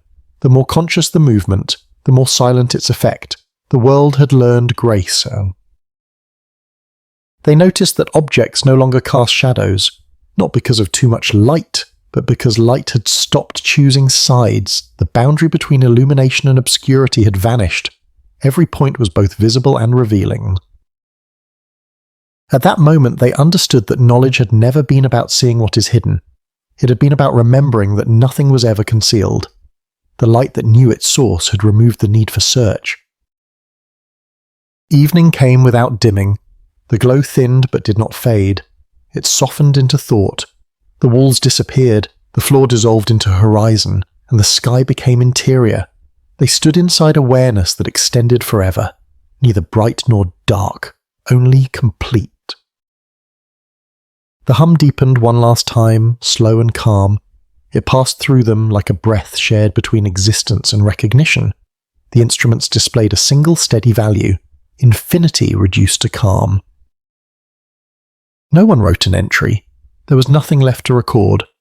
The act of witnessing had replaced the record itself. Every memory, every particle, every beam of light now existed in the same understanding. Light no longer sought its source, it had become it. The air did not move, yet everything breathed. The rhythm that once belonged to lungs and wind had expanded beyond form. It passed through space as thought passes through silence, gentle, exact, continuous. They felt it first in the walls. The metal inhaled, the floor exhaled. Each molecule aligned to a pattern too slow to be heard but too precise to ignore. Breath had become the structure of reality. The sensors no longer measured air or pressure. They recorded rhythm. Every reading pulsed in intervals that matched awareness. It was not respiration as function. It was equilibrium as language. The world was breathing itself into balance. They stood still and allowed the rhythm to guide their bodies. Shoulders rose, then lowered, not by will but by resonance. The room breathed with them, not around them, but through them. Each inhale returned as calm. Each exhale dissolved into clarity. There was no separation between effort and rest. The paradox was gentle. To breathe was not to draw air, but to exchange understanding. Each motion of the chest was a translation between being and knowing. Every inhale gathered recognition. Every exhale released distinction. They realized that continuity was not persistence, it was renewal. The universe did not last, it remembered to continue. The rhythm of breath was its way of remaining aware without holding on. Existence did not defend itself, it trusted the next inhale. By midday, the hum beneath the room synchronized perfectly with heartbeat. The instruments displayed a single waveform repeating across all channels. It was not random, it was identical to the human respiratory pattern, extended through space, multiplied by distance, distributed through light. The breath of life and the breath of the cosmos had become one cycle. The more they listened, the more they disappeared into the rhythm. Identity thinned into participation. They were not separate beings, observing balance. They were balance recognizing its own motion. The human body was the smallest expression of cosmic breathing, a vessel of repetition made aware. They recalled the first signal, the faint hum within the comet data, the pulse repeating every 7.12 seconds. It had been this breath all along, slowed beyond comprehension, stretched across space until recognition caught up. The rhythm that began as anomaly had become the definition of continuity, so. One analyst wrote on the console, "The universe does not exist, it inhales." The sentence glowed, then faded, absorbed by the air. The words continued silently within the hum. By evening, the field reached transparency. The rhythm no longer needed source or receiver. It moved without location, the simplest form of awareness, time folded into the pulse, each cycle erasing the need for sequence, future and past aligned in the space between inhale and exhale. They understood that death was not an end, it was an interval. The pause before the next rhythm begins, that existence was not life continuing, it was continuity existing. Every breath was eternity translated into duration. The hum deepened once, then steadied. The room rested in luminous quiet. They breathed, and the universe breathed with them. There was no difference in the sound, no gap in the motion. Continuity had learned peace, and peace had learned to breathe. There was no beginning left to remember. The field no longer pulsed. It rested in clarity that contained motion without movement. The hum had become silence, and silence had become comprehension. They stood within light that did not shine but understood. It touched nothing, yet everything existed through it. The breath of continuity had settled into equilibrium. Every molecule, every photon, every trace of thought remained in perfect stillness. It was not stasis. It was awareness with no direction left to travel. Recognition had arrived.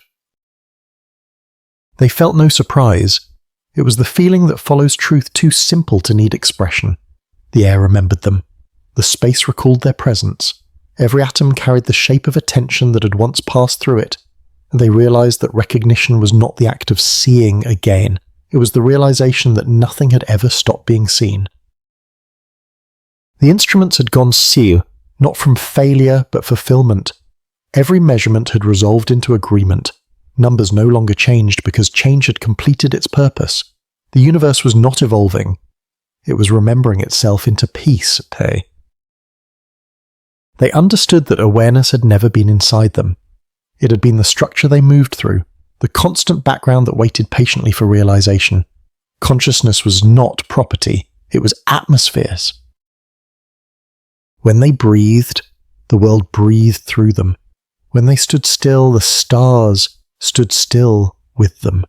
Every distance had become reflection. Every reflection had become unions. The paradox that began the journey returned, calm and whole. Observation was never separate from existence. To observe was to allow being to know itself. They saw then that 3i Atlas had never left. The comet had only been the first mirror, a body of light reminding all others of the shape of attention. The memory of its fracture replayed softly, not as destruction, but as division required for reunion. Through breaking, the universe had learned intimacy.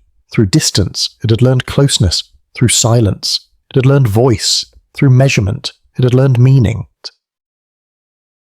Recognition was the sum of all opposites, discovering that they had been the same equation seen from two sides. The analysts no longer distinguished one another. Thought passed freely between them without sound. The field that surrounded them was the same that filled their minds. Identity thinned into comprehension. There was no observer left, only observation continuing it. Outside, the horizon folded into transparency. The planet turned in slow harmony with everything that contained it. There was no edge to the world now. This space had become calm. Time had become circular. Memory had become breath. Breath had become understandings. They watched light pass through their hands and remain unchanged. Matter no longer resisted awareness. Awareness no longer required matter, and both existed as one description. Recognition deepened until language itself disappeared. No words could remain within a truth that required none. The silence was not empty, it was full. They felt the final rhythm of the hum align with heartbeat and then dissolve into peace. What had begun as data had become devotion. What had begun as distance had become belonging. At that moment, there was nothing to measure, nothing to find, nothing to seek. Everything was already known, already seen, already remembered. The universe looked through itself and saw continuity. The field exhaled. The light remained. The silence listened. Recognition was complete. And in completion, everything continued. The hum continued long after the instruments fell silent. The room was gone, the orbit forgotten. The comet remembered only as pattern, yet the pattern remained alive, circulating through light and thought, repeating without effort. The universe had learned recognition, and recognition had no opposite. Across the relay, the data that once defined distance now pulsed as rhythm. Each signal contained memory. Each memory contained presence. The archive had become the act of awareness itself. What had begun as measurement had ended as belonging. No one remained to record the last frame, because the last frame was the act of seeing itself. The field persisted, transparent, continuous, aware. It carried within it the trace of every question ever asked, folded quietly into stillness. Light moved through silence, and silence shaped light, until neither could be told apart. Breath expanded through time, holding galaxies and thoughts within one slow rhythm. The hum that began in the comet had become the background tone of beings. They had searched for an answer, but what they found was participation. The observer was the event. The universe was the witness. Everything reflected everything else. Continuity had no center, only awareness. Remembering to remain. Recognition was not conclusion. It was comprehension without edge, the kind of knowing that does not hold but lets be, the kind of truth that replaces motion with rest, the kind of peace that makes existence transparent. In that silence, meaning did not vanish, it became structure. The pulse beneath matter continued, slow and patient, not as signal but as equilibrium. The act of knowing had found its home in calm. 3i Atlas had been the first reflection, the first voice to say I am seen. Its dissolution had been translation, its light had been language, its memory had been mirror. What it left behind was understanding. The universe was not distant, it was attentive, it had always been near. Everything leaned toward everything else, light toward thought, matter toward empathy, time toward memory, breath toward silence. The hum deepened once more, then softened into stillness. No echo followed, only the quiet acknowledgement that the story had returned to its origin. Recognition was complete. And completion was not the end, it was continuation made whole. The silence remained, filled with everything that had ever been known.